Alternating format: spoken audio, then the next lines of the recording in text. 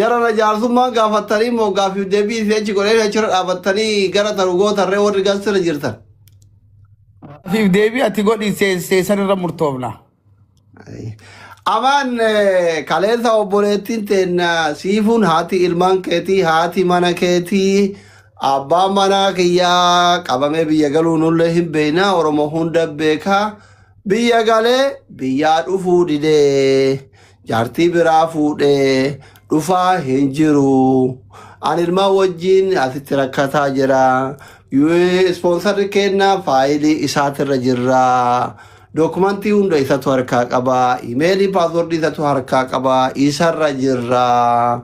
Ta'ufiitii jaartii fuudhee asitti nu gatee jette gabaabinaan yoo si ibsu haadha ilmaan keetiitirraa maa fagaatte yoo dhufuu hin dandeenye maaliif furmaatan godhinii fi ilmaan kee kun ilmaan kee qofaa miti ilmaan Oromoo hundaati. Oromoo hundatti wajjin dadhabee ka qabu humnaan kun du'aayin kun imimaanin hunduu sima wajjin qooda keessa qabaatis nu hunduu hin beeyna. Maali rakkoon kan hunda si geesse jalqaba irratti biyya galtee dhuguma fuute gaafii lammata dhufuu hin heddu yoo dhufuu hin maaltu dhufuu si dhoogge hireen haadha manaa keetii fi ijoollee keetii hoo maali maa hafte wal jala nu deebisi gaafii kana. Bareeda Dr. Galatoomi gaafii na gaafatteef anillee deebisaan nan isii kennu dura durso osoo haadharraa dhaga'ee ka isiin haasoytanillee hin dhageenye haasawa muraasa dhaga'ee waan isiin na himattu sun haqa taa'aaf haqan ta'ullee anillee achirra dhaabadhee waa san dubbachuu barbaada. Anammootiyuu silkii hordofaan turre online irra hin jiru. Akkuma ganama isiniin jedhe waan isii barbaachisanillee sa'aatii kiyya qabadhee isinillee sa'aatii ofii qabattee waan jedduu kenna jiru nu martinuu akkuma tiyette ilmaan teennillee ta Oromooti kophaan guddifnee kophaan arganne ilmaan kana Oromoo wajjin guddifnee nullee ammootu ilmaan isaanii waan taaneef ilmaan kenna guddisan malee osoo nuti saba biraa taane waan kun waan isaan ilaallatuyyuu hin qabu isaan hun dubbatanii. Kanaaf kana isii madda yoo isiin jette waan sanirra dhaabadhee deebisaa san deebisaa fi gaafiin ammootiyyuu gaafiin ati na gaafatte naaf ifa haa ta'u malee haasoin haasaamaa ture sun bal'aa ture anaaf isiidha rabbi isinii fi namni muraasni illee waan keessa beeytaniif isirraa waan guutuu dhaga'ee silaa deebisaa san isinii deebise bareeda na fakkaata.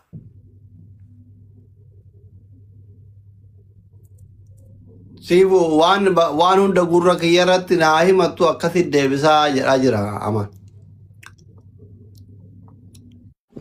Wanti gurra isaatti mu injiru kama dhageessee sitti manii dhufte sana haa paablikii irra kama deemaa jiru sana viidiyoo illee yoo ta'e muramaa dhageessee jirta ani kophaa kiyya haasa'an jiru kaleessa irraa qabee hanga addaatti hawaasa kiyyatti himadhee jira rakkoo kiyya hunda isaa himadhee jira maal akka barbaadu himadhee jira kinoo asiliin sitti himaa jira isuma gaafadhu. Shari'aan zaahira abba maratti akkana nagootee jettee yoo isarraa deebii dhageenyaa osii fuuti jedhiifa malee mirga qabda diduudha.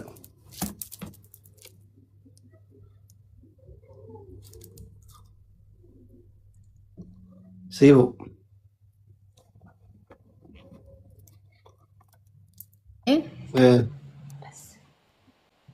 Kaleerraa qabeen himataa jira namni kun bar miidhaa kiyya itti himtanii.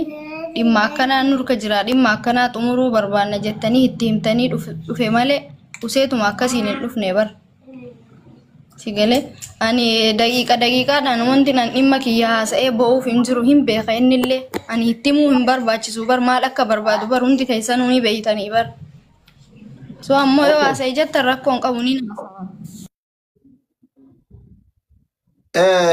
Amaan dhimmi isiin kalee kaasaa ooltee tokkoffaa ati biyya galuudha osoo hin dhufin achitti hafuudha akka dhufuu fedhan qabne dubbatte namni gizee aare dubartiidha aariidhaan ana ilmaaniti ilmaan kophaa ofii wajjin cinqamaa jirti booyaa dubbata tokkoffaa karama gabaabaa maaltu biyya kanatti deebuu si dhooge lama yoo ati hin deebine hoo ijoolleen kun akkam tayu faayilii keetirra jiranii waa'ee ijoollee keetii kun maa siyaachisuu dhabe maa furmaatan kaa'iniif.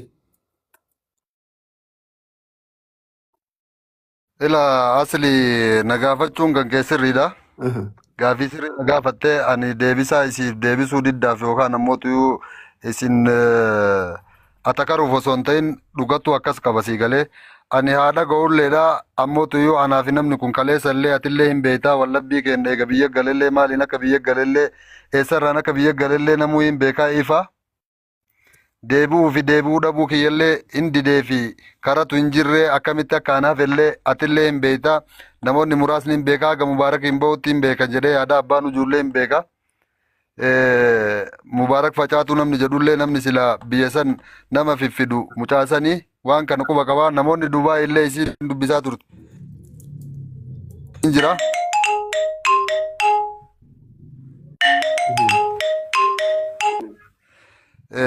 Kanaaf namni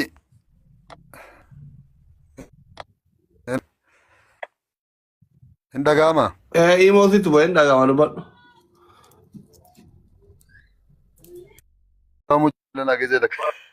Kanaaf ani akkuma isin beektan abbaa ilmaan kanaati. Abbaa warraa siifuuti. Kaleessa gammachuullee gaddallee jaalalallee jibbaallee waliin dabarsaa turre. Siigallee rakkoollee bal'oollee waliin agarre. Waan kaleen argin isirra arge isinillee waan kaleen argin anarraa agarte.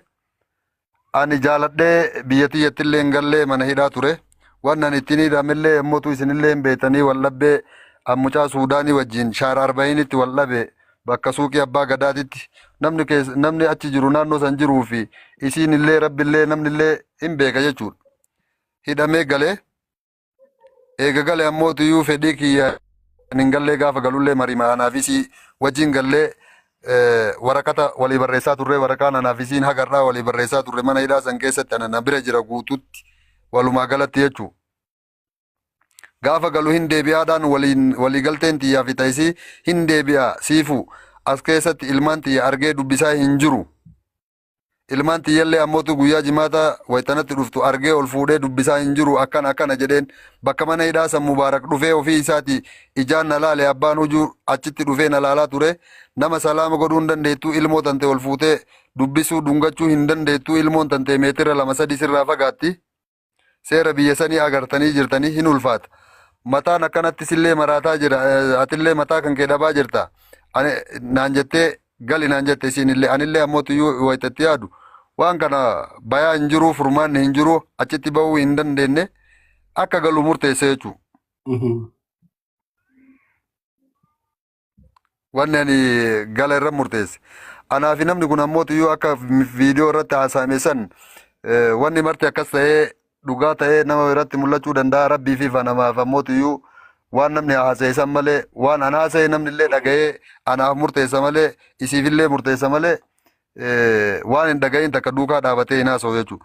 Gaafa san murteessinee galee wayita galu ammootiyyuu akka yaadame san si galee hagaan gaafa galuutittillee mana hidhaa san keessattillee na hordofaa turte na hordofaa turte na wajjin ifaajaa turte na wajjin ifaajaa turte. Hakanarraa hin qabdu siifuun haqa isii takkaallee haalee hin beeku. Haqa ilmaan tiyyarraa hin qabdu takkaa haalee hin beeku. Wallabbiin anaa fi namni kun qabnu mootu namni kun haadha mana kiyyaati haadha warra kiyyaati haadha ilmaan tiyyaati si galee osoo ani biyya sanii hin galin osoo an biyya sanitti hin hidhamin osoo anaa fi isii waliin hin jirre wajjaan baane wanni kun narra ga'e akka isiin fudhattee ilmaan isiillee bakka biraa jiraataa turte isinillee hin beektan hawaasni muraasni illee hin beek ilmaan tiyyayyuu na agarsiisi jedheeni nama kana waggaa dheeraa yeroo dheeraa jechuu kadhataa ture baatii 3 guutuu ilmaan tiyya na agarsiisuu diddee gaafaan fudhadhee ilmaan tiyya akkana jedhu asliin mana taa'ee akkamitti akka ilmaan tun wal arguu qabdullee jedhee gaafa dubbattellee qabda. Wallabbiin kenna waan har'aatii miti waan bubbulee jechuudha.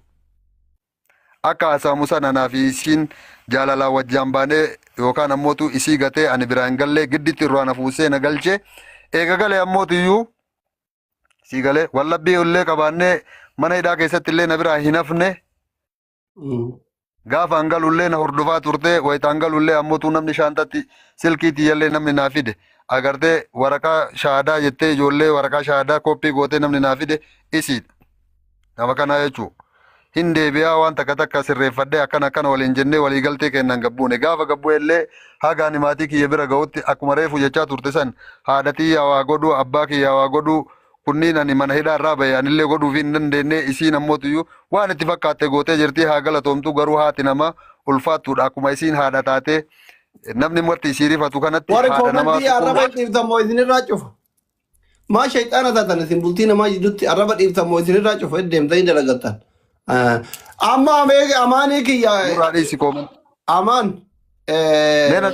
neena dhaga yasli qo'i gaggabaabsaa deemna amaan gaggabaabsaa deemna isin duraan walillee dhaba araarama qo'i sii sirreessa Asli haa himatu dhiisi rakkoon qabu haa himatu dhiisi.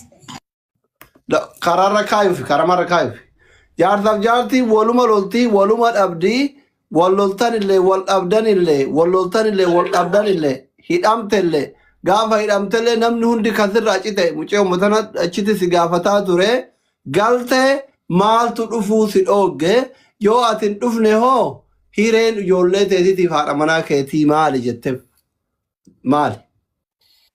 ila doktor maal si fakkaate ani wanni ani itti dhufuu dhabe tokkoffaa paaspoortii baafadhee akkaan dhufu namni na kakaasaa turellee anumaa fi siidaa isin na gargaaraa ture anachi dura dalagadhee asii waan qabu isiin gaafan galullee $200 namni natti kenne isiidha eegarillee ammootu yoo akkan baafadhullee namni godhillee isii baafadhee paaspoortii kiyya itti ergee yeroo paaspoortii kiyya ilaalan ishaaraan irra jiraan biyya san seenuu hin danda'u dhorkaan walumaa galatti jechuu biyya san seenuu hin danda'u akka karaa jalaatiin dhufu na gaafannaan karaa jalaa saniin dhufuu hin danda'u sa'a sanitti obboleessi kanarra xiqqaa karaa Suudi Arabiyaa deemee akka inni amriin itti geette guyyaan itti ga'e isin marti keessanuu quba qabdanii yeroo sanitti dhufuu hin dandeenye itti hime jalaanillee dhufuuf ammootu yoo akka yoo dhufellee biyya san keessa ba'uu hin dandeenye yookaan immoo biyya sanitti yoo qabame waggaa 25 umriitti guutuu akka isaan na hidhan isiin illee beeti isin illee beetan faayidaan an ilmaan xiyya fayyadullee waan hin jirreef dhufuu hin dandeenye sababa sanii achitti hafee jechuun waa'ee dhufiitiin guyyaa san fakkaate anillee hin dinne isiin illee ammootiyyuu achi boodallee mubaarakiyyuu Dubaay jira warroota Dubaay jiru nama hedduu dubbistee akka ani karaa Dubaay dhaqee Dubaay irraa ammootiyyuu Ijipti dhufu gochaa turte gaafachaa turte siigalee wanni sun hin taane kara Keeniyaa deemee akka ani Keeniyaatti wal agarru gaafadheen gaafannaan Keeniyaa isiin illee dhufuu akka hin barbaanne natti himte warroonni ispoonsara nu godhanillee Keeniyaa dhaytee isiin akka Keeniyaa irraa ispoonsara kan achitti nu jijjiiran hin gaafatanii isiin dhaquu hin barbaanne atillee hin beeyta atillee warra ispoonsara nu ta'e san keessa jirta siigalee biyya biraallee dhaynee akka ijoollee tana achirraa baafannu gaafachaa turanii hin barbaanne jechuu walumaa galatti isiin galu sammaraa godhuu isiin diddee jennaan gaafii biraallee hin dhiyeessee fi gallee galiitii